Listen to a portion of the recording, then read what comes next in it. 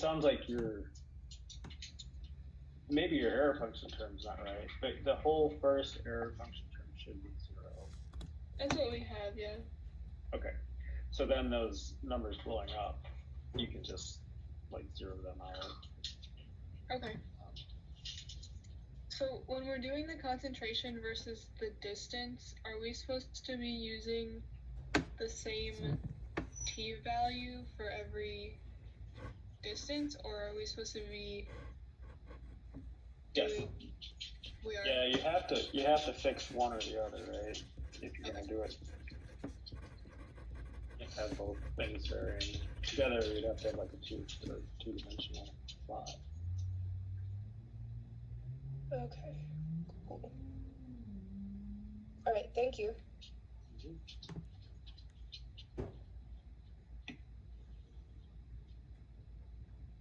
Okay.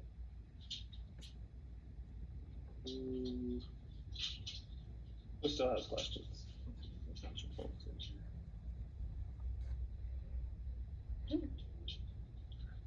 I still have something going on with for part 4, with something in the second reach. I guess if I do like a new mass, the new mass in, would it be around the ballpark of 92 kilograms per day? Coming out of the end of the first stretch? Yeah.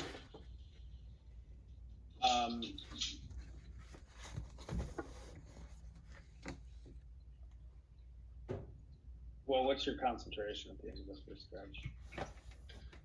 So my last one at 20,000 meters, 9.24 times 10 to the negative 5th kilograms per meter cubed.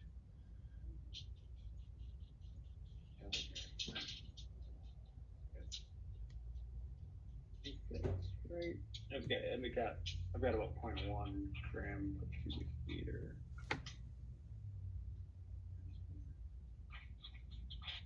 So yeah, okay, that sounds right. So take that concentration times your flow rate there, and that gives you the mass. Is that what you're doing? Right.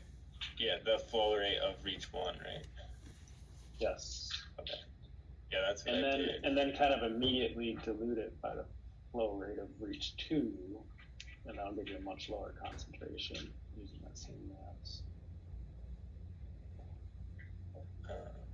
That's one way of thinking. I mean, you could also, there's a few ways of treating those intersections. You could also think of those initial reactors as having 2 inputs instead of 1. You know what I mean? The first reactor of stretch 2 and stretch 3 have 2 inputs. So you've got the one with the substance and the one without. Like two mass ins, you mean? Yes. Well, one mass in and one just, the mass in from the other one would be 0. Because the tributaries that are coming in don't have Okay. But for some reason, like my concentration's getting really big, really fast in the second reach. And I'm it should only be getting smaller because you've still got your reaction that's decaying it. Plus, it should get a lot smaller just due to the extra flow. I'm using like this, the same equation as reach 1, and then for some reason it's just getting really large instead of smaller. But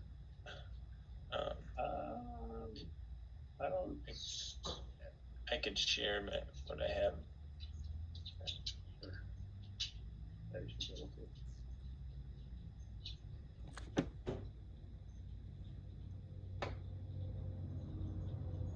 So this is what I have for reach 2.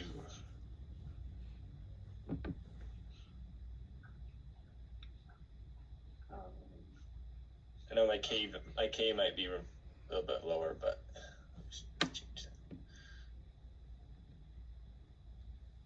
Yeah, something. I mean, I think it's the like exact same equation because it's going the wrong direction. Right. Well, I mean, I copied and pasted, but I don't know. Maybe it's just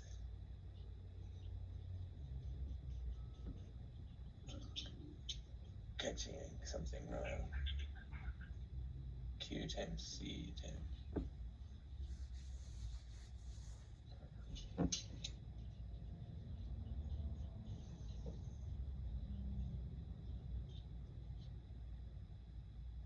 Yeah, it's not out. I mean, your volumes are correct.